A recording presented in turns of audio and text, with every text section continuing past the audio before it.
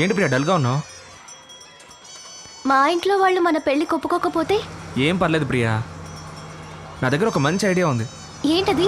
కొడైకెనాల్లో నా ఫ్రెండ్కి ఒక గెస్ట్ హౌస్ ఉంది.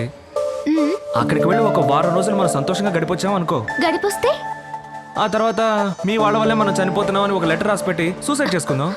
ఎప్పుడు జోకులేనా? సీరియస్ అనేది ఉండదా? అయితే రేపే పెళ్లి చేసుకుందాం ప్రియా. మన ఇద్దరికి తప్పకుండా పెళ్ళి అవుతుందన్న కాన్ఫిడెన్స్తో నువ్వు ఉండు. ఏం జరిగినా నేను చూసుకుంటాను. నేను వెళ్ళి స్కూటీ రెడీ అయ్యి చూసి వస్తాను. ఎందుకు? ఈ సాకుతో వెళ్ళి దమ్ము కొడదావనా? నువ్వు ఇక్కడే ఉండు, నేను వెళ్ళి చూసొస్తాను.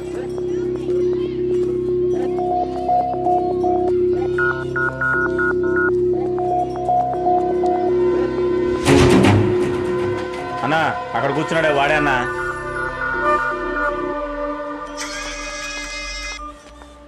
ఏ ప్రియా, చెప్పు వసంత్. నువ్వు నా పక్కన ఉన్న దానికంటే దూరంగా ఉంటేనే చాలా అందంగా కనిపిస్తున్నావు ప్రియా. ఎందుకలా? ఎందుకంటే నా చుట్టూ ఇంతమంది ఉన్నా నా కళ్ళకి నువ్వు మాత్రం అందంగా కనిపిస్తున్నావు. సరే, నేను వెళ్ళిపోతున్నాను. ఇక్కడ నుంచి నన్ను దూరం నుంచి చూస్తూ ఉండు.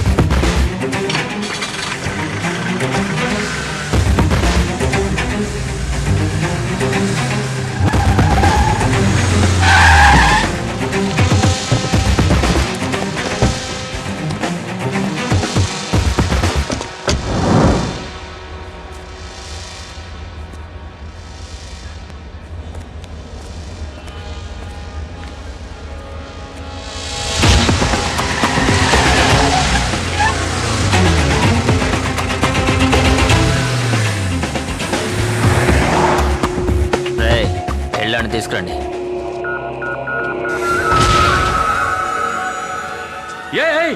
చిన్నబాబు, అన్నయ్యని ఆడే కొట్టింది. రారా రారా, ఆడతో మాట్లాడి బాబు, ఆడిని లేపేయాలి. రే నువ్వు వెళ్ళి లేపేయండి, అంతా నేను మాట్లాడతాను. సరేనండి. నూనె సీకాయ పొడి ఇవ్వండి. ఏందిరా అన్న, ఓ ముఖ్యమైన విషయం అన్న. కొబ్బరికాయ కర్పూరం ఇవ్వండి. కర్నూలు దగ్గర పల్లెటూరులో ఒక నేసం కదన్నా, ఆడు చావలేదు, బతికే ఉన్నాడు. ఏందిరాను, నేను పొడిస్తే అప్పిలో ఉండదు, గాడు బతుకున్నాడు అంటున్నావా? బాగా చూడరా. వాడే అన్న, వాడి మొహం నేను మర్చిపోగలనా?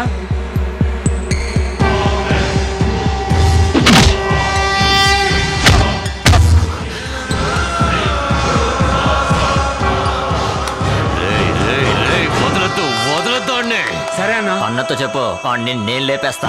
సరే అన్న, లేపేస్తా. జాగ్రత్తగా ఉండండి, ఈసారి గాడు మిస్ అవ్వకూడదు.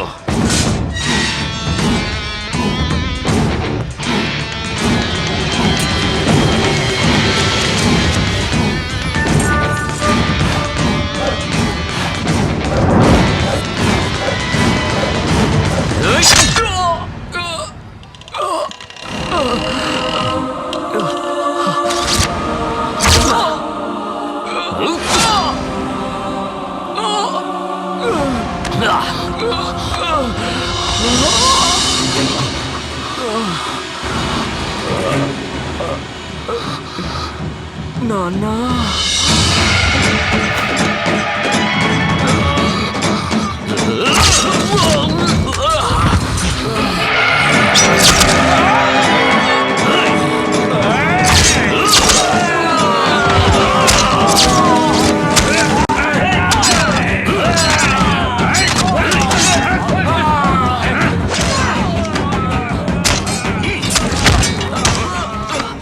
సంపరాకొచ్చినారు.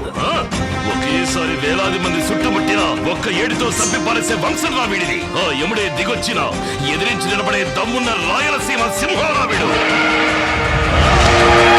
డాక్టర్, నా బిడ్డ ఎట్లా ఉన్నాడు? డోంట్ వరీ సార్, తొందరగానే కోలుకుంటారు.